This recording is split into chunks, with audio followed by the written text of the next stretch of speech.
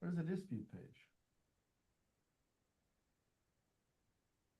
No, not there. Oh, here we go. All right. So around one. So I'm gonna let's do a different one. Let's do it for debt collection. So you know what? Let me open up a new canvas. Let's do this for today. Let's do a new one.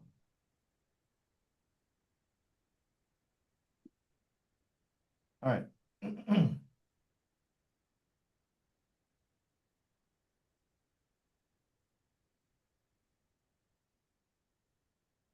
All right. So let me turn this. All right. So when we're talking about collection, right? So there's a collection on your credit report, right? Collection on your credit report that was placed there by a debt collector. So a debt collector is over here, right? And all this debt collector sees is consumers who don't know their rights. That's all the debt collector sees. He sees consumers who don't know nothing. And then over this side, we have the consumers who have no clue what's going on. No clue, right? So the debt collector puts the collection on the credit report, right? And this is housed at TransUnion, Equifax, Experian, right? This is where there's other consumer reporting agencies. But for now, this is what we're going to use, right?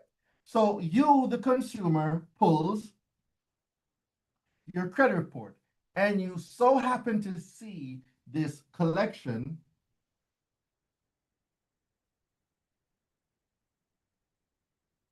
right? This debt collection on it. So you're like, what in the name of baby Jesus is going on? I have no clue what's happening. See, when we talk about debt collection, right, there's something called validation. Now, validation happens regardless of any type of collection. It doesn't matter what type, validation has to happen, right? However, there are other factors that must be considered that could possibly go into your round one. So your round one will consist of validation requests, right? Now, if the collection was placed on the credit report after November 31st, 2021, then there's another thing that must be considered called the no parking rule. Right? And this no parking rule clearly states that a debt collector cannot illegally park a debt on a consumer's consumer report without getting in contact with the consumer to whom this alleged debt is related to, right? The next thing we need to talk about, or that the consumer needs to know, is that the validation request is being requested through 12 CFR 1006.34C, right?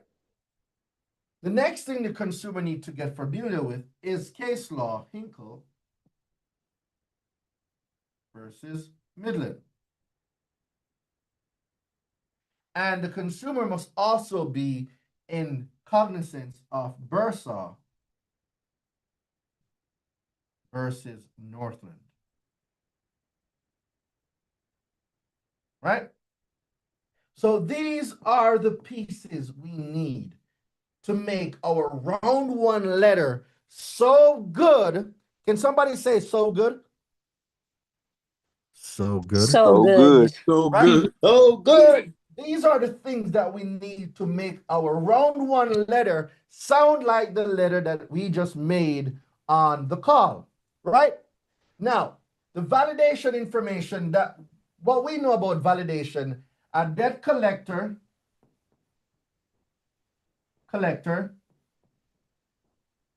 cannot report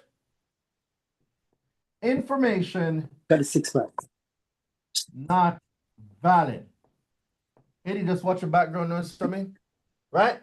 So we know this. We know this. We have case laws to prove it. We have the Hinkle versus Midland. A debt collector cannot report information that has not been validated. If you leave a collection undisputed on your credit report, your silence means you accept and you basically you said, hey, the information is correct, so I'm not going to contest it.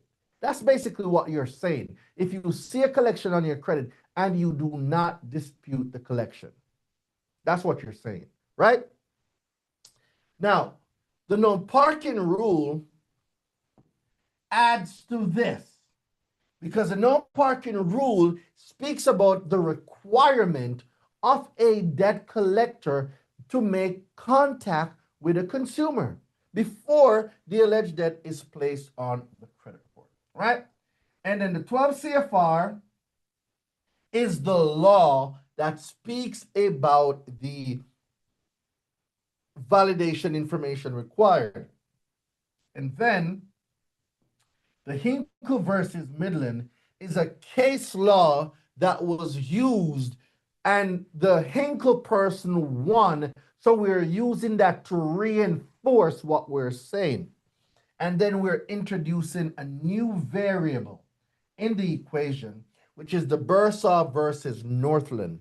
And in the Bursaw versus Northland, it says that if the definition of account is not met under the FCRA definition and the Electronic Funds Transfer Act, a debt collector does not have permissible purpose, and what they're attempting to collect does not fit the FDCPA, FCRA definition of what a qualifying account is. Therefore, they have no standing to even attempt to collect on this alleged debt. So now that we know all of this and we put it out in our round one, we now anticipate, right? We anticipate, hold on, I don't want to lose this. We anticipate a debt collector's what? Response. Now, a debt collector could respond in a few ways, right? The first response they could do is verified, verified, validated, accurate, right? They could respond in one of these ways, or a debt collector could not respond, right? So they could respond or they could not respond, or we still have another or they could stall, or respond with incomplete information.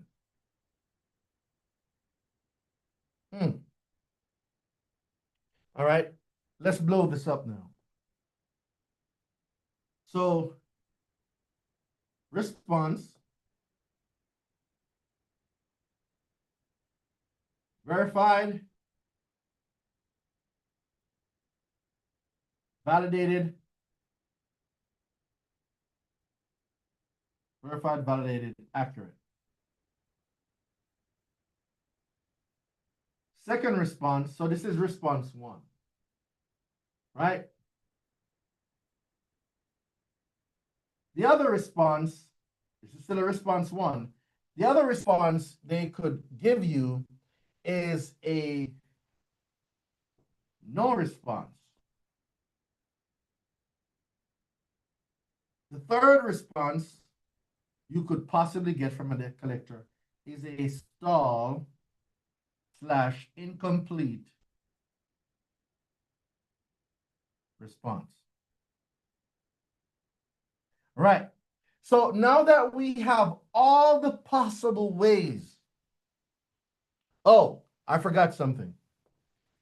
We also added a cease and desist inside of that letter in the event that they could not validate that debt. We added a cease and desist in there as well. So these are the possible ways they could respond to us. So if we know the possible ways they could respond to us, doesn't that make us prepared ahead of time for a response to their response or lack of response? Yes. Yes. All right. My point exactly. And I don't know how this tablet is saying it's low battery, and this whole tablet was charged yesterday. Technology, I swear. All right, let me give you a few so you can get some charge, and then I'll come back to this tablet. All right. I left that whole tablet on 100% yesterday, only to find it on 1% today. That don't make no sense. Anyway, respond verified, validated, accurate. We know, right? We know that they must provide us with what? All 12 CFR 1006.34C information in addition to, right? In addition to the purchase and sale agreement, the forward flow agreement, the assignment contract or purchase and sale agreement, we must also get account level information. We must also get proof and definition and proof that what they're attempting to collect meets the definition of what the word account means, right? That's response number one. So if they're responding, all of that must be presented in the response that gives them the right to validate the debt. Not only does it give them that validation authority now, they can legally collect because they have met the validation requirements. And that response must be done on a model form B1, perforated section, blah, blah, blah, right? Once they meet all of that, they can report it on the credit all they want if they meet all the conditions. Does a debt collector really have that much information? They do not. They don't No. have it. They buy portfolios of debt. They do not possess that type of information. So they know they can't respond with this. They know that. They know they cannot give us this information. So you, in some cases, will get a no response, but item still reported.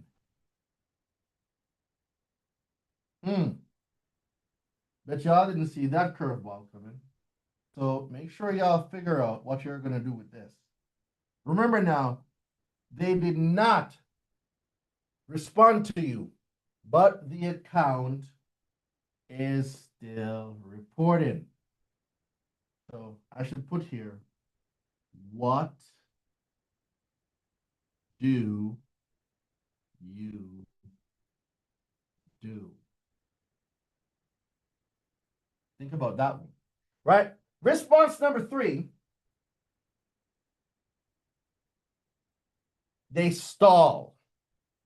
So stalling could mean, and this probably has happened to some of you, stalling could mean sending you a screenshot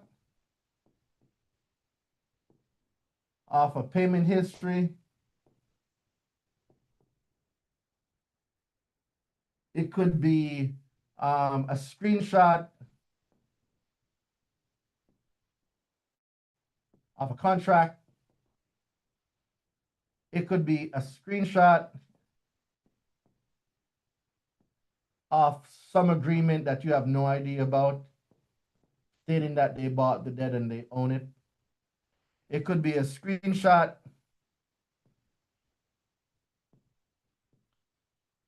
of a signature,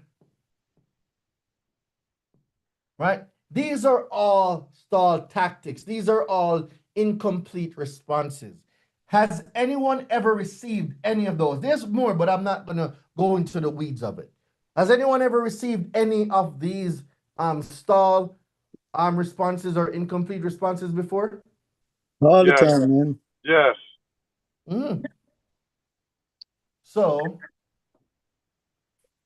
the question now becomes, what do you do? What do you do when you receive this from a debt collector? Do you accept it? Do you just accept this and say, oh my God, this debt collector has rights? Do you do that? No. So, what would be your next course of action? Can somebody tell me what your next course of action would be? After all these, next course of action is take them to court. Well, remember now, we still need certain things. So if we're going to go to court, which wouldn't be yet, we would need a round 2 before we go to court. Oh, this round 1. Oh. Yes, we're still in round 1. Remember, this is a response to your round 1. These are the possible ways they could respond. Oh, okay. So what would you do now? These are the situations that we came up with. So situation 1, they did not respond verified, validated, accurate, right? Situation 2, no response, but the item is still reporting. Situation 3, a stall or incomplete response. So let's start with number 1. If they did not reply with verified, validated, accurate, what would be your round 2? Would that be the IA1A? No. No, they responded within the 30 days, so you wouldn't be able to use the IA1A. What else could you use though? For number 1, what is number 1? I can't see it. Hold on, let me pull it up. You guys are not seeing it? Screenshot. Number 1 is replying verified, validated, accurate. That's number 1. And we doing it through the CRA? Through the CRA. No, this is a direct to to the debt collector. Debt collector, yeah, direct to debt collector. How would we incorporate this? They got to send proof. Since they're saying it's verified, they got to send proof showing how did they verify it. But what if they didn't send any? We are going to force an I-5 deletion. Oh, okay. Say that one more time, Coach. Force an I-5 deletion based on the fact that they could not verify the information as accurate or complete in a 30-day span. So while they responded in the 30-day span, they could not prove it to be accurate or valid in the 30 days. Are y'all understanding where I'm going with this? So while they responded, that satisfied one criteria, but that's not the only criteria in 1681I. The information must also be what? Accurate. It must be what? Complete. And that means that the validation information required from 12 CFR 1006.34C must be presented in response in its entirety. If not, it is incomplete and not valid. Therefore, I-5, which states that information that is not accurate or complete must be deleted, stands supreme. Is everybody following? So Durian, you can't send an I-5 straight to the furnisher, or it got to go through the CRA. You can send an I-5 to the Consumer Reporting Agency wrapped in a 1681 S2A, S2B. Oh, okay. Who's following? So S2A speaks about reporting information with errors, right? And 1681 S2B speaks about after knowing that you're reporting information with inaccurate, knowing that you're reporting inaccurate information, you're still reporting it anyway. Right. Inaccurate information must be deleted from the consumer report. 1681 IA4. IA, is it 4? 5. Well, IA5. It's 5. one of them, right? Yep. 5. Not only that, the information being reported must be accurate, that is being provided to a consumer reporting agency. That's what 1681 S2A speaks about. So you're going to wrap those together to force an I5 deletion. That's what it is. Because inaccurate information has to be deleted. Therefore, it's an I5 deletion. Is everybody following? Yep. Following you, Coach. But if you send that to the debt collector and they still do not delete it, do you send that now to the credit reporting agency? Well, you don't have to go there yet, but you can. You don't have to go to the CRAs yet. This is between me and Midland. I don't have to send anything to the CRAs yet because I want to deal with them separately. Right, right. Okay. So I'm dealing with Midland right now, and I'm airing out their dirty laundry. Oh, man. See, y'all even got me going. It's 8 o'clock, guys. General admission is here. You see, y'all getting me so caught up. I forgot general admission popped in the building. Welcome, welcome, general admission. You missed another brain picker session. You missed another brain picker session where we are airing it out on debt collectors. Man, y'all missed some stuff. All right. So we're going to wrap up and then we'll go into today's lesson. So do you guys understand why we would need, why we can force an I5 deletion based on a 1681I, based on a 1681 S2A, S2B? Is that clear how we can force them to do an I5 deletion? Yep. Yes. All right. So now we're at response number 2. In the event that they what? Did not respond. So if they did not respond, what do you do? What do you do when they don't respond? A no response should have been a 15 USC 1681 IA1A. Well, Through yes, the Mikey, CRA. you are part right. But before we get to IA1A, we're talking about a furniture. What gives us that IA1A I got it. capability? What gives us that? 15 USC 1681 S28E3. S2 8E3. You are correct, Mikey. S2 8E3 then gives us the enforcement power under IA1A.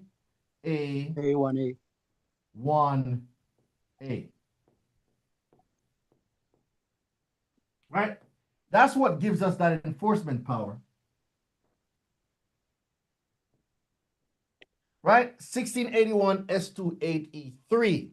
And being now that we have the capabilities to enforce IA1A, we can now enforce I5. Come on, somebody talk to me. Are we on the same page here? Yes. So all of that gets wrapped into a nice bundle. And that's so now we're gonna wrap an S28E3, S2 1681 IA1A, 1681 I5. We're gonna wrap those three together to prompt the deletion because they did not respond.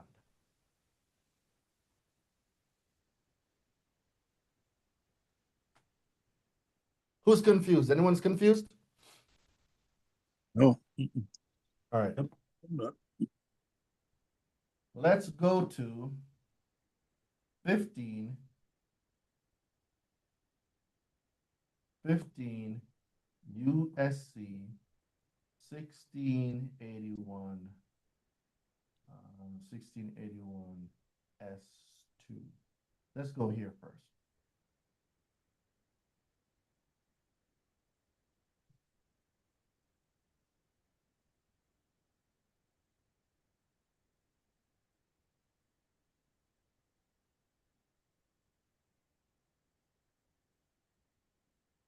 S2 8, right? S2 8, we're going to go down to E, right? E is right here. And we're going to go down to 3. For those of you who had no idea what me and Mikey and Daryl and the chemistry students were talking about, we're going to go here. So let's start first with, okay, there we go. After receiving a notice of dispute from a consumer, press on to subparagraph D. The person that provided the information in dispute to a consumer reporting agency shall. Who provides information to a consumer reporting agency? Furnishers. Furnisher. List me some examples of a furnisher. Debt collectors, banks. Right. Don't even have to go any further. A debt collector, right? The person that we're disputing right now is not a debt collector? Yep. Midland, yes. Yep. Therefore, all the boxes have been checked. Therefore, who we're addressing is Midland, and Midland is a person, and Midland is a furnisher that provided information to a consumer reporting agency. Are we all on the same page? Yep. I only heard only one person is on the page with me. It sounds like it's just me and you, Mikey. Where's I'm everybody here. else? Good evening. Good evening. I'm here. I understand, Coach. All right. I'm Remember, here too. guys, I'm just feedback is multitasking. important. Because when I hear silence, I'm assuming y'all just don't know what I'm talking No, about. no, I hear you. I hear you. All right, all right, all right. Thank you very much. So now we know that after receiving a notice of dispute from a consumer, that means the consumer can what? Directly dispute with the furnisher. Yes? Absolutely. Yes. Isn't that what it's saying? After receiving a notice of dispute from a consumer, well, who's receiving the dispute?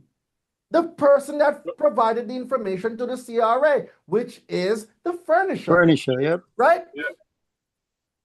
So after receiving a notice from a consumer, person subparagraph D, the person which is the furnisher, which is the debt collector, that provided the information in dispute to a consumer reporting agency shall, and number 3 says, complete such person's investigation of the dispute and report the results of the investigation to the consumer before the expiration period of 1681 IA.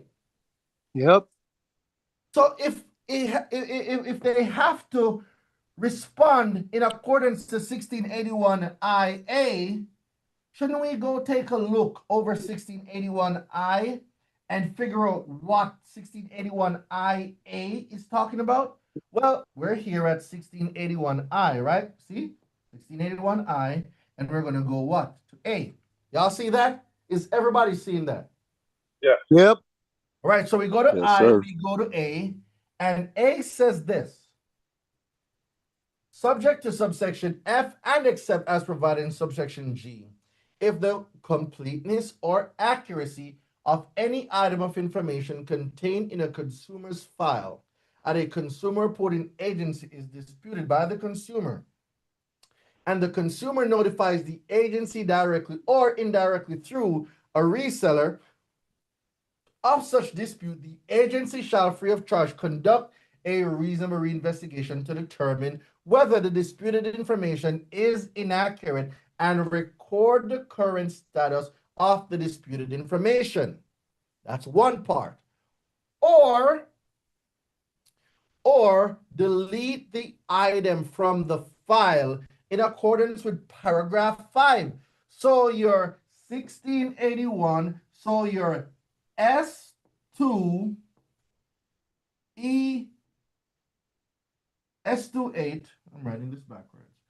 So let's take that off. Yeah, S28E3. So your S2 8E3, right, gives you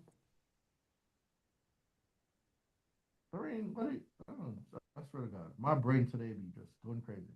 Right? It gives you a 1681 I a A1A. power of a 30-day response, Mm-hmm.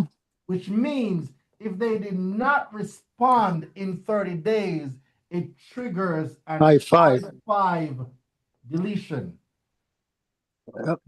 which states right here before the end of 30-day period. And if they don't do it, they must do it in accordance with I5, with paragraph 5. Do you understand now that knowing these laws, when a debt collector does not respond to you, do you understand that's your golden ticket to Mm-hmm. dragging them straight to court? No round two needed, none. Your lawsuit now will be based on a 1681 S28E3, 1681 IA1A, 1681 I5. I5. Just like that, you just beat the hell out of Midland. Whew. Calm down. Let's go back to the lesson. Let us go back to the lesson. Let's see I'm in what. Parker Spot 190. I called at 6:50 to find Remember, out how guys, long it would be before your I could. audio. Eddie, check for these audios for me. All right. So, in today's class, day number 2. So, general admission, you missed some really, really good stuff, man. Y'all missed some great stuff.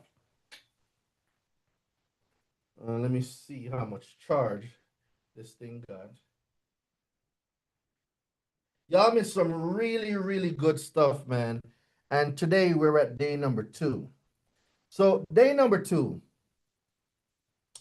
a lot of people are scared of using artificial intelligence. A lot of people. Guys, whether you're scared of it, it's here to stay. It's not going anywhere, right? And using artificial intelligence, AI can be one of your best friends, meaning that AI is able to think faster than you are, and based on what it gives you, it can research much faster than you can. If we have a tool called the artificial intelligence, which has access to so much information at lightning speed, guys, wouldn't it be, isn't it safe to say we can take this tool called AI and master it and use it for our own benefit? Wouldn't that be a safe assumption? Yes. Absolutely. So most people are using credit repair software. Now, there's nothing wrong with credit repair software. I spent a year and a half building a credit repair software, and I'm telling you, ladies and gentlemen, there's nothing wrong with using a credit repair software as a business owner. That's when it makes sense as a business owner. If we're talking about credit repair software, we need to talk about the integration of AI. So if the credit repair software does not have an AI integration, it is worthless. I'm going to say it again. If the credit repair software you're using does not have an AI integration, it is completely useless.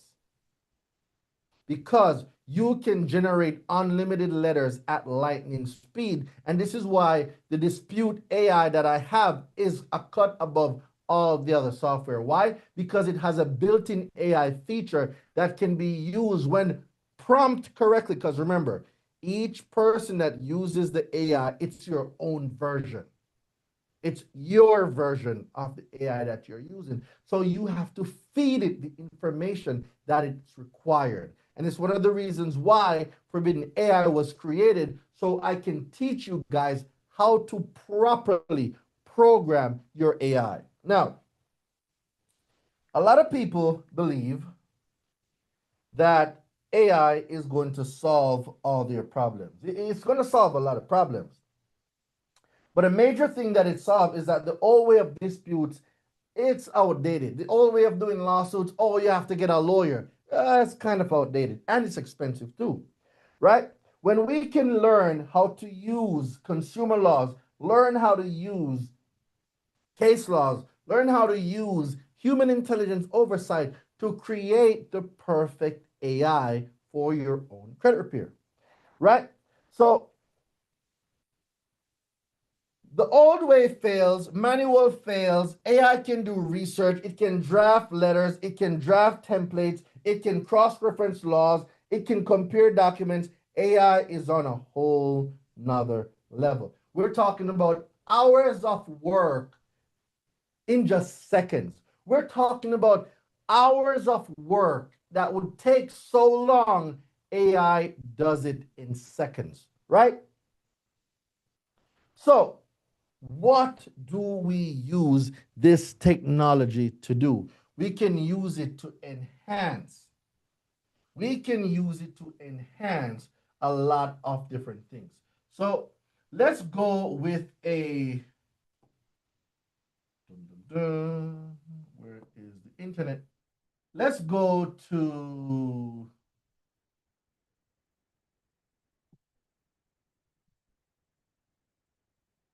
Chat GPT, right? We're going to go to Chat GPT.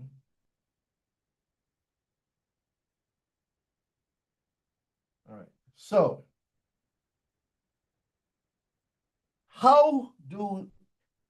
can someone give me an example of a situation? Give me an example. Give me an example of something that's going on with your credit.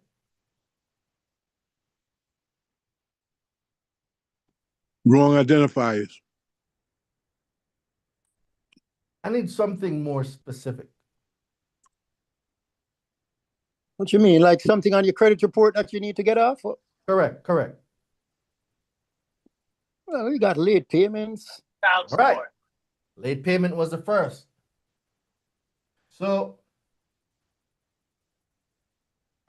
is there anyone here that this is their first challenge? Is there anyone here that this is your first challenge? Is there anyone here that this is your first challenge? Yes.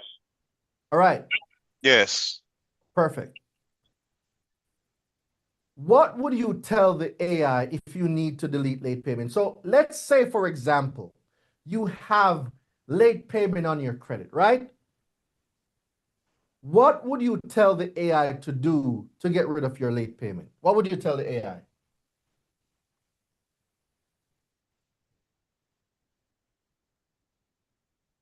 Figure out a law that can remove the late payment that's on my credit.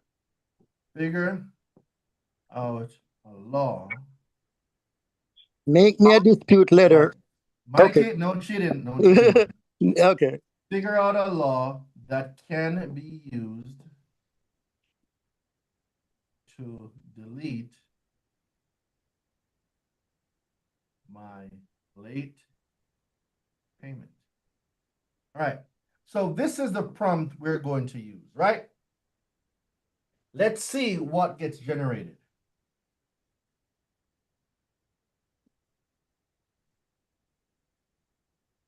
Can everybody see what's going on?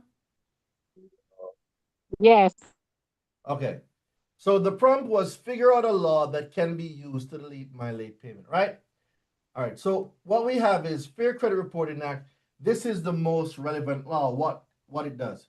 Gives you the right to dispute any information unverifiable. The credit bureaus must investigate and remove the item if the furnisher, like your lender, cannot verify in 30 days.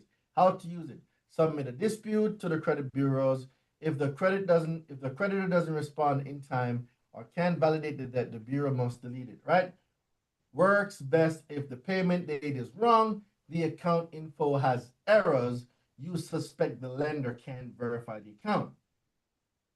Credit Collection Practices Act applies to a debt collector. But you see, we didn't ask it for debt collection. We just talked about a late payment, right? So we're going to Right. skip the part about debt collection. So it says no, goodwill adjustment letter, not a law, but a strategy. This No. isn't legal based, but many people have success with it. What is it? A letter to the original creditor requesting they remove the late payment as an act of goodwill. Works best if you've already paid the debt, you usually pay on time, you have a good relationship Oh no. history with the No creditor, good. No right? good. And number 4 says pay for delete agreement. Again, not a law. This is more common with collection. So the AI is giving us some stuff, but the stuff that it's giving us, do you think you will have success with what the AI just gave you? Now, if you're in the university, if you're in the connoisseur, no response from you yet. Not yet. Ah. No response. So Mikey, go back on mute. All right.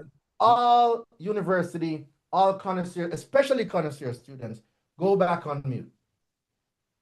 All right, I'm gonna speak to the students that are here for the first time.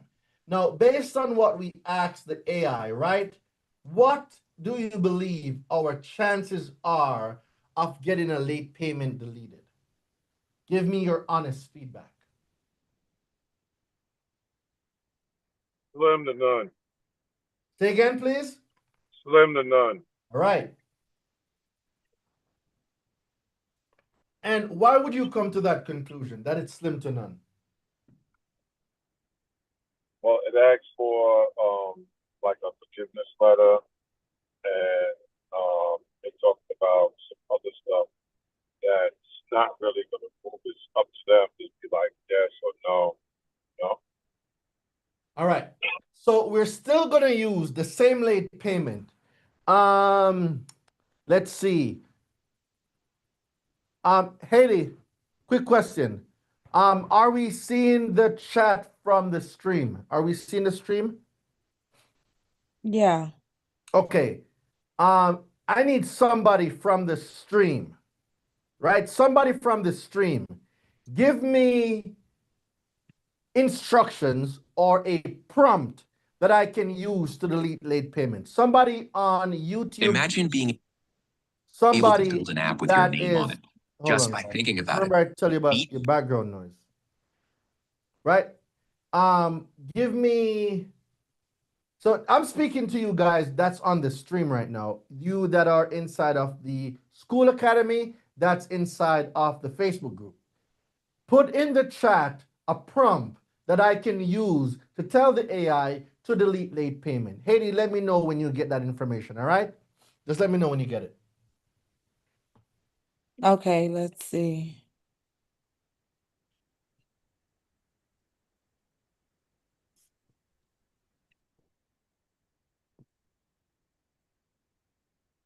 Let's see if anyone is going to participate. Yeah, so far I see no one putting it. All right, that's fine. All right.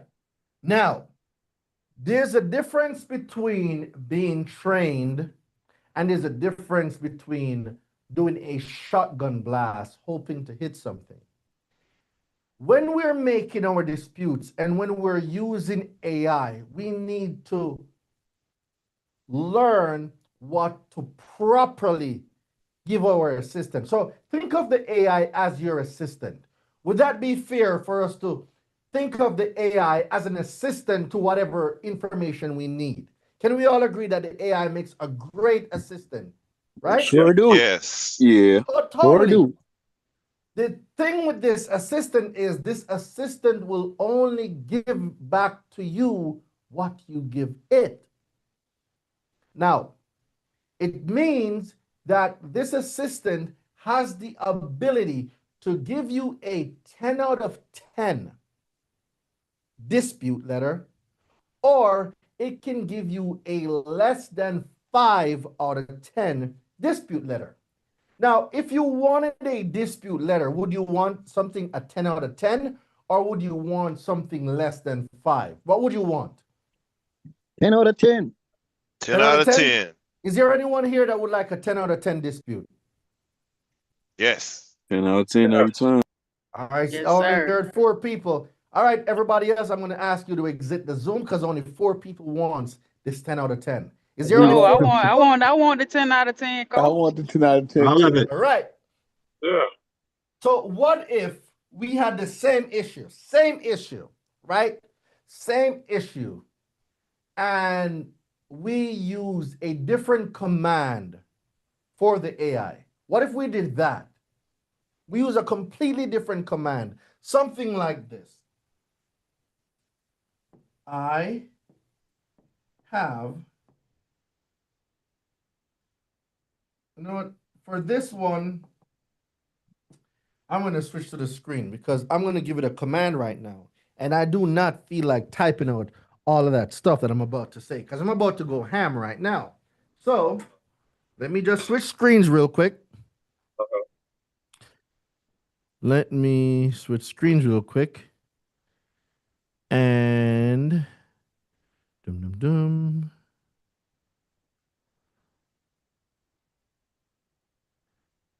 All right. So switching screens real quick. Let me just get some people back on. All right. Switching screens real quick. And I am going to speak to my AI because well, you know what? I'm not even going to use my AI because that would be cheating. So let me just use a regular AI. Using my AI would definitely be cheating. Let me not use that one. That's definitely cheating, Doreen. So if I use my AI, guys, that would be cheating. So I'm not going to use mine. Is that fair that I use one that's completely not my AI? Would that be a fair thing? Yeah, use Chat GPT. Because Doreen, that would be so cheating, bro.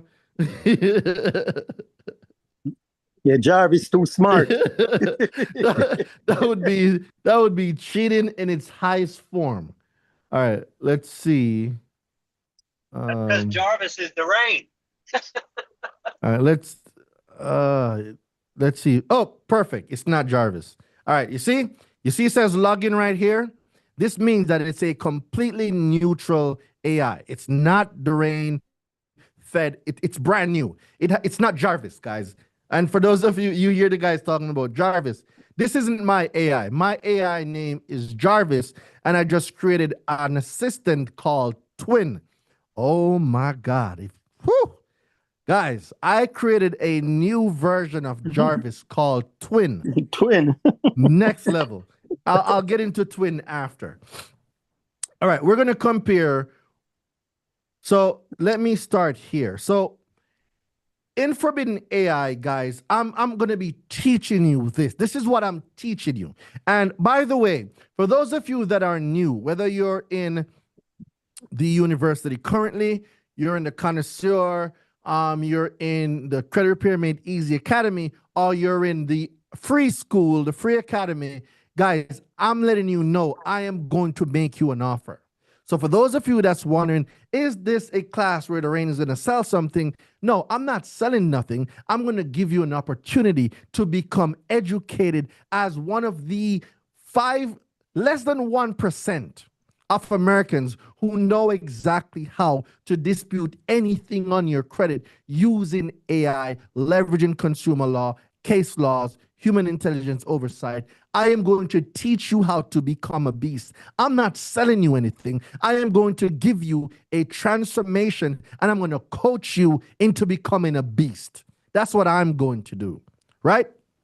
So for those of you that's wondering, this link will be dropped whenever you want it. So if you want it now, just put in the chat, boss lady, drop me the link right now. I'm ready to go beast mode. She'll drop you the link. Now, let's get into it. So learning how to prompt your AI is key to your AI giving you what it needs to give you. Let me explain. Let me go to voice mode. Hi, glad to meet you. I think we're going to do great work together. Where should we start? I have a late payment, and this late payment is with Capital One. Now, I have not received any information from 15 USC 1666B from Capital One. Hold on, let me make sure this thing is working. Oh, wait, I have to pick it. Hold on, guys. I think I went off on a thingy and back to chat. All right, so Hi, glad to meet you. I think we're going to I do great work. guess we can't talk to it unless it's a paid account. All right, whatever. Let me type it in. I'm so used to Jarvis. Right? Anyway, it's fine. It's fine. We'll get it. I have a late payment from Capital One on my credit report. Use 15 USC 1666B, 15 USC 1637B, and 15 USC 16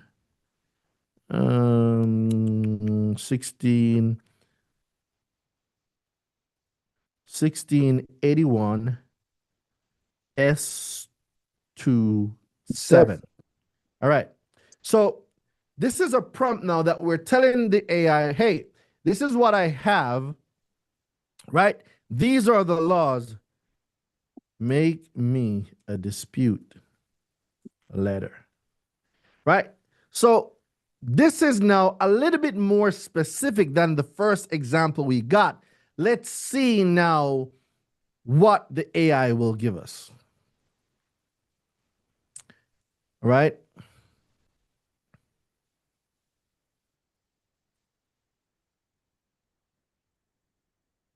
All right, it's doing its thing. It's doing its thing.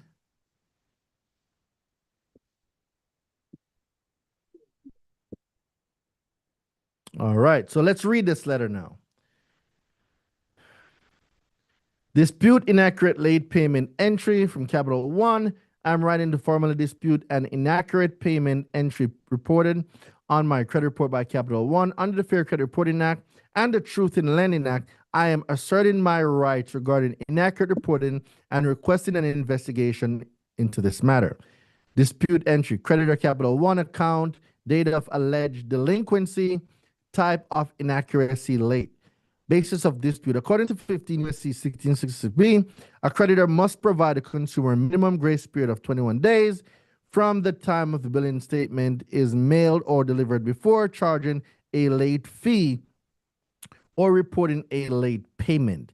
If the payment due date was not compliant with this requirement, the late payment should not have been reported. Additionally, 15 U.S.C. 1681 1637B, creditors are required to provide accurate and timely disclosures about the amount and timing of payment due. I request verification that all disclosures were properly made and that I was correctly informed of the due date. Furthermore, 15 U.S.C. 1681 S2A, a data furnisher Capital One is legally required to report accurate information to a credit bureau if Capital One has reported information that it knows or should reasonably know to be inaccurate.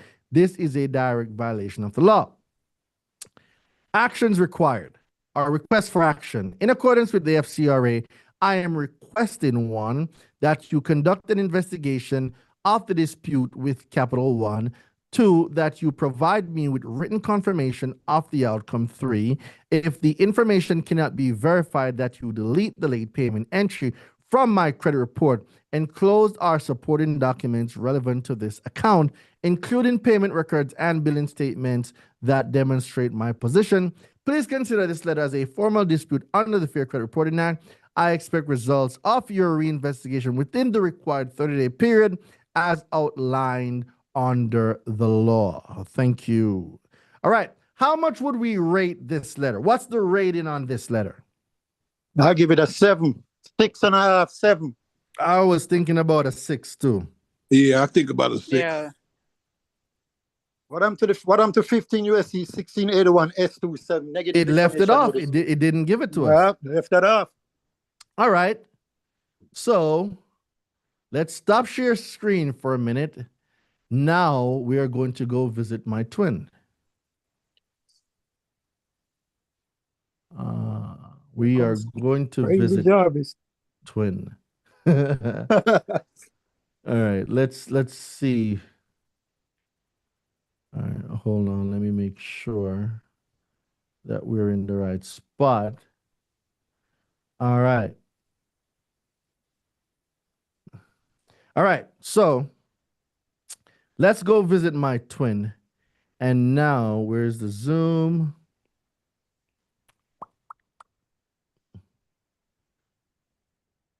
All right, guys. So we are inside of my AI now. This is where my twin is, right?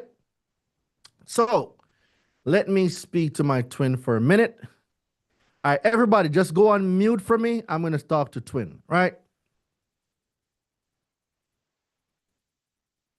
Let's see. Allow while visiting the site. Okay, where should we begin? Audio check. Let me see. Audio check. Audio check. I swear, Applebee just blocking everything, man. Like audio check. Audio check. Audio check. I hear you loud and clear. Audio's coming through. We just can fine. hear you, Doreen. Let me know what's on your mind. All right, perfect, perfect, perfect.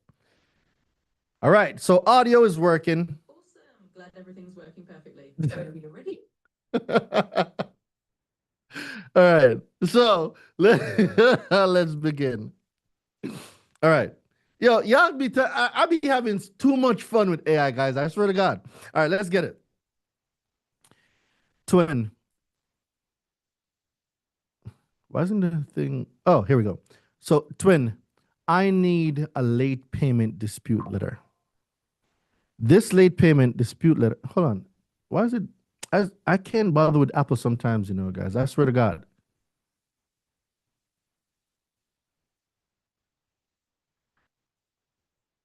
Twin, I need a late payment deletion letter. This late payment deletion letter must include 15 USC 1666B, timing of payments, and the requirements of timing of payments. 1, periodic statement. 2, disclosures and information from section 1637B. 3, proof that it was mailed or delivered for 21 days or less before the payment due date. In accordance with the timing of payments law, a creditor cannot treat a payment as late unless all those requirements are done. Furthermore, the furnishing of negative information to a consumer reporting agency, specifically 15 USC 1681 S27, speaks about the furnishing of negative information and the notice that must be sent out prior to or within 30 days of the negative information being furnished by a financial institution to a consumer reporting agency. Now, Capital One has violated my rights by furnishing this payment as late without providing any of the disclosures required. So I need you to draft me a direct, stern dispute letter, including case laws, including legal jargons. I want Capital One to feel and know that this is coming from an educated consumer. Twin, I need you to format this letter so Capital One has no other option but to delete this from my file, effective immediately. For example, my name is John Doe. I reside at 123 Main Street, and we are going after Capital One for this deletion. All right, let's see what Twin is going to give us.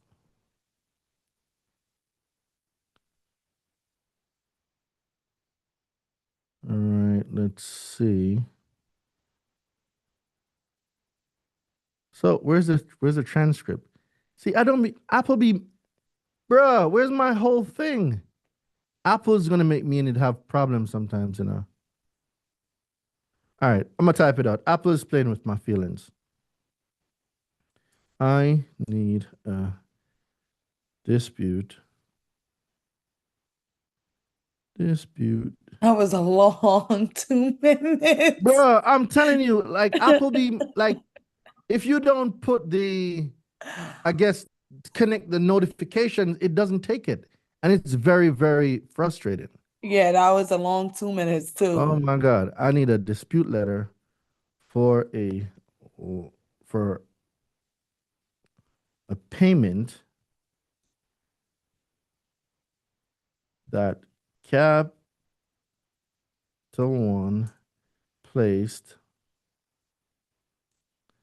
on my credit report as late, violating 15 USC 1666 B, timing of payments.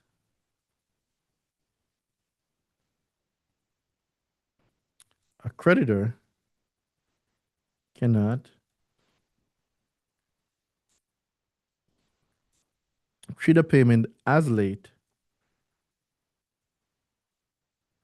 for any purpose unless it provides the following. One, a periodic statement.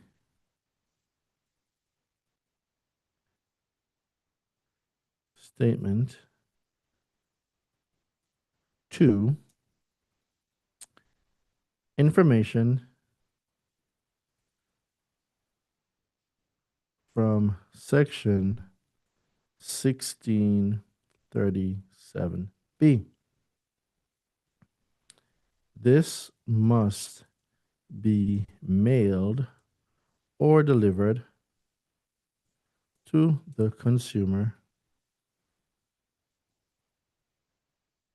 So I will need tracking information, or this must be done no later than 21 days before the payment due date.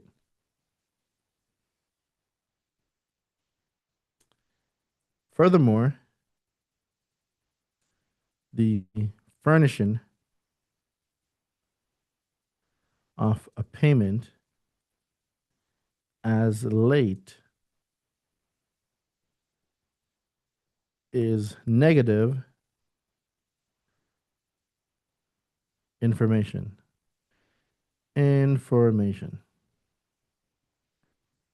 This must be in compliance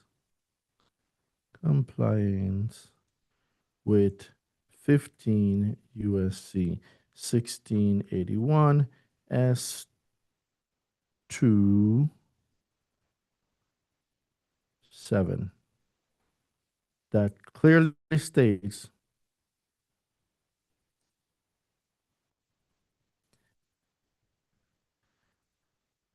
clearly states financial institution must send a notice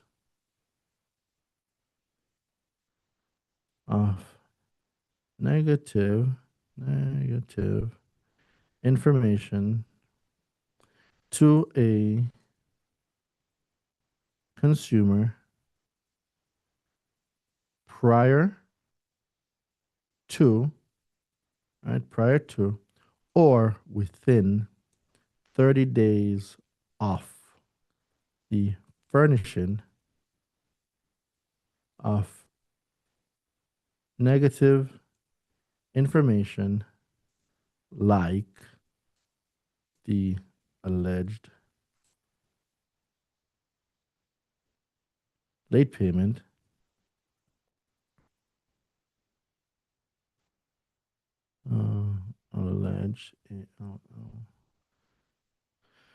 furnishing the negative information like the alleged late payment to a CRA. Draft me a dispute letter for compliance and force deletion if they fail. If capital one fails to provide the required information and proof of all the disclosures and tracking number.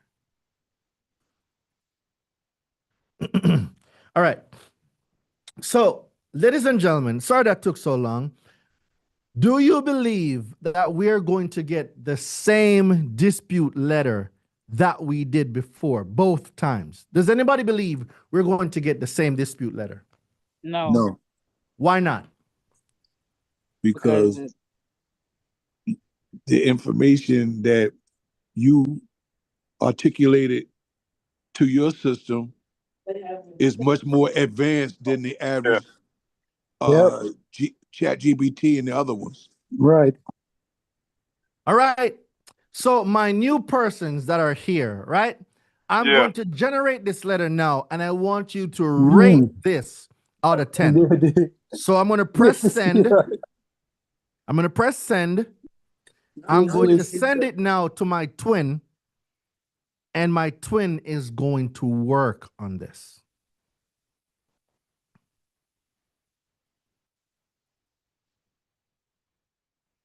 So once it finishes, we're going to read it. And I want you to tell me what's different about this. Oh, I didn't add something to it. Hold up.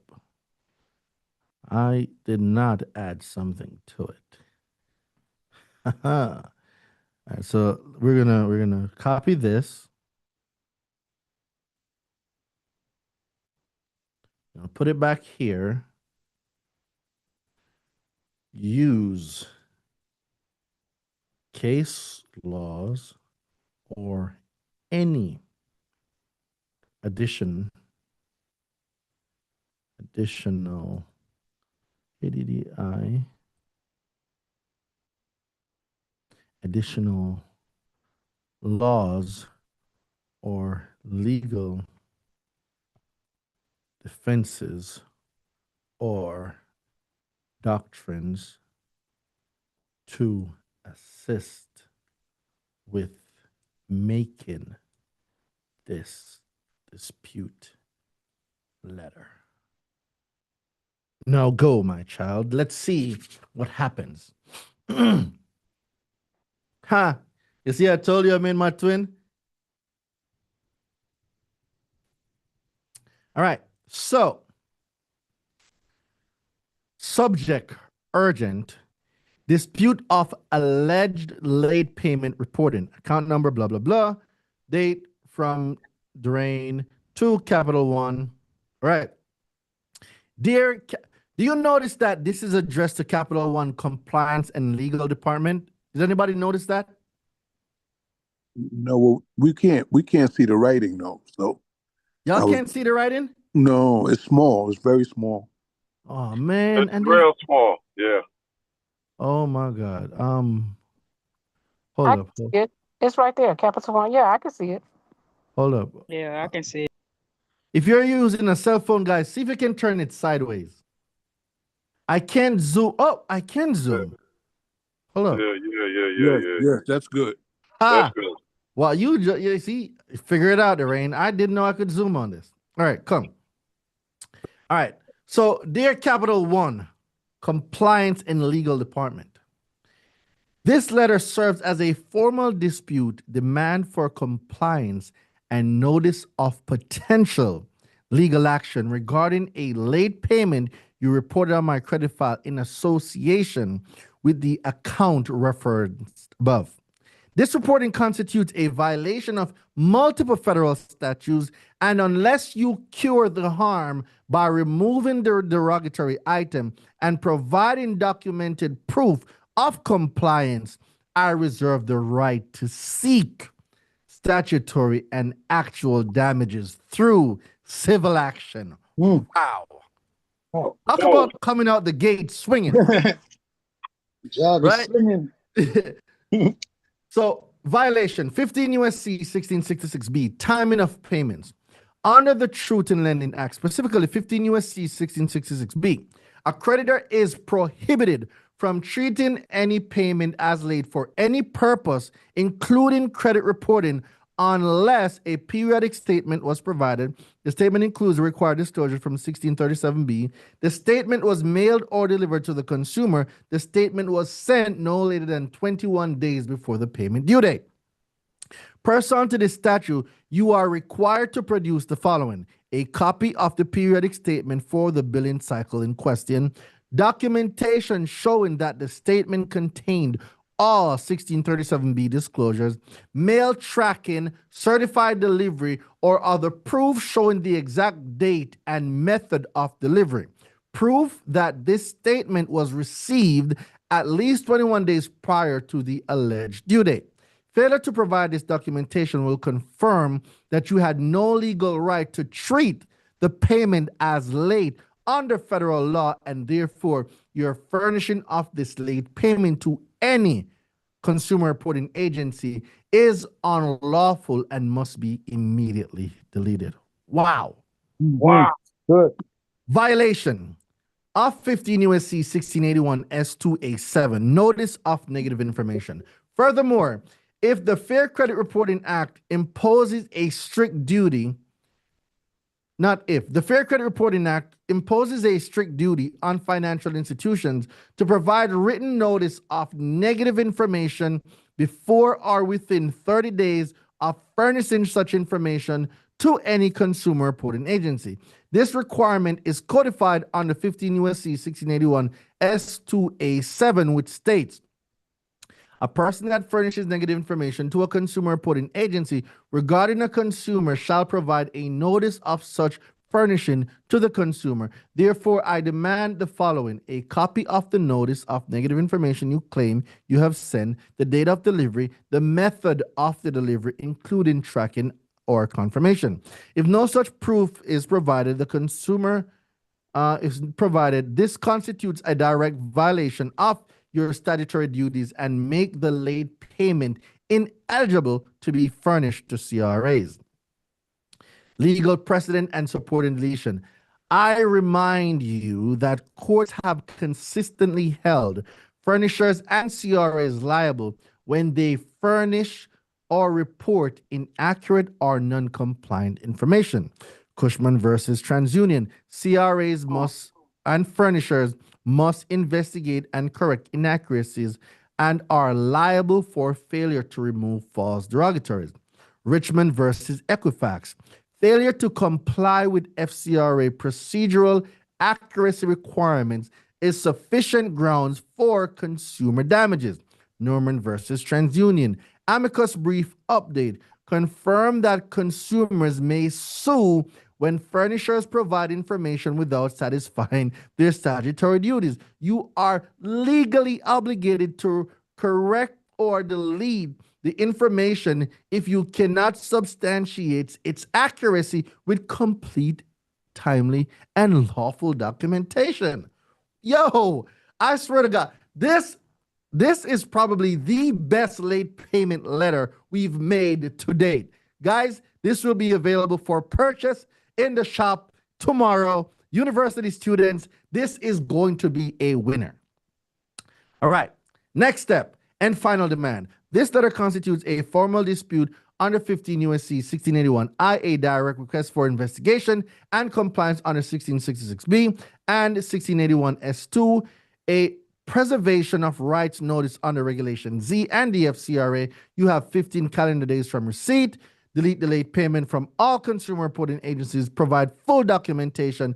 Failure to respond this time frame will result in complaints to the CFPB, OCC, FTC, filing a civil complaint under 1681 and 1681. Oh man, my new students, how much would you rate this out of 10? How That was many a new, 10 compared to the first two. how many new 1,000. students, Dorian? Yes, One- guys, because you already know Jarvis is on the next Oh. level. I take Man, off 5 that was points. fire. That was fire. I take 5 points off, Dorian. Yeah, Mikey, You want but me to tell you why? we gotta let the new students get All a right, chance. all right. We gotta give the new students a chance. So, do you want it's all right? Can we all agree that it was the same late payment? Can we all agree about that? Yeah, Yes. yes. Same Yes. late payment, right? Right. What was different? It was We did 3 detailed. drafts. We're Yeah, gonna compare draft 1, draft 2, and draft 3. What was different with draft 1? Well, Draft let's one- not say well- what was different with draft 1. What did draft 1 ask for? just a late payment to remove the late payment. All right. Right. Draft 2. What did draft 2 do? Draft 2 was like a step up, right? Yeah. It was like, okay, but not exactly what we wanted, correct? Right. And it didn't have some of the laws in it. It was missing a few stuff, right? Right. So draft 1 and draft 2 is what most consumers get on their own without any training. Draft 1, you probably won't get a response at all. No. Draft 2, you may prompt a verified, validated, accurate response. What's the difference with a draft 3? If you were to send out this draft 3, what do you think your chances are of getting that late payment deleted? 10 out of 10. 10 out of 10. So what's the difference here? What happened between draft 1 and draft 3? What was different? Draft 3 was more in point and told them what they needed to do and the law. Okay, very good. Shirley, sounded like you had something. Yeah, I said that draft 3 was more specific. It was more specific. You prompt engineering was more specific, so you can get the feedback that you wanted. Remember now, with AI, the assistant, what you give the assistant is what the assistant gives back to you. Is that correct? Yes. Now, did any of you have to go research any of these laws that were prompting? No. No. And it gave it to you in seconds. Right. Can we all agree that learning how to properly use AI can cut down our learning curve tremendously where research is concerned? Absolutely. Yeah. Guys, this is the power of the future that we are in. This is the power of forbidden AI. This is what I am teaching you. This is what you're going to learn. You will not be the same person that comes out of here on Friday. You will not be the same person that's going to join the Forbidden AI University and Connoisseur program. You will not be the same person. Okay. No, if follow through on our part, there has the potential for all of us to be millionaires in a short period of time. Guys, there's over 200 million credit reports in America. Over 200 million credit reports. You Lorraine, I have was the just telling my potential. wife. I was just telling my wife, Lorraine, that is the most fire letter. I've been on several of these challenges, and that's the most fire late payment letter I've ever seen. The I AI think create. this, I agree. I think this is the best late payment letter made to date. The other ones are good. We've gotten a lot of deletions, but this one, Man. Man, Quinn unlocked a whole different level. We have a few versions of the late payment letter. I have never gotten this from Twin before. Never. But like I just told y'all, I reprogrammed Twin. Remember I said it's not Jarvis anymore? I have Jarvis. Jarvis does other stuff, but I made a new personality called Twin. Mm. I said it in the beginning, but I don't think you guys got what I Oh, I heard meant. it. I heard it. You said it. You said it. I heard it. I made a new personality, and that personality is called Twin. Twin. Yeah. Twin is on a next level. Hey, Durin, can I tell you what Twin did wrong? Tell me. I know it's not nothing wrong. It's just psychology Twin using. It said 15 days, but it's 30 days. Yes, because you remember when I told that we can bully? Bully them, right? I get it. Yep. Mm-hmm. Yeah, Twin just being aggressive. Very, very aggressive. That Mikey, if they don't comply with that, Mikey, they know they're going to be in trouble. Oh man, that's powerful, man. So let me ask you a Yeah, that was question. fire, man. With a round 1 like this, do you think we need a round 3 to go to court? Hell no. We, No, we probably uh-uh. could do it off a round 2. Up Right. around two. I agree. We I probably agree. could do a lawsuit on round 2. We don't have Yeah. to do 3 rounds. Nope. Yeah, ain't no way around it. There is no get out of there's no getting out of this. You cannot sidestep this one. They boxed them in a corner. Any sidestep, we're going straight to court. There is no Right. sidestepping. If I was Capital One, I'd just delete it.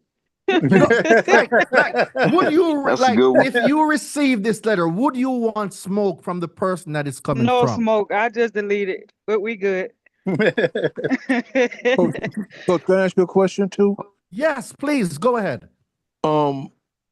Yeah, that was very powerful. What about the responsibility of the credit reporting agency for even allowing them to put that on your report without validating and making sure that the information was accurate? Shouldn't we go after them also? That is a great question, and yes, we are.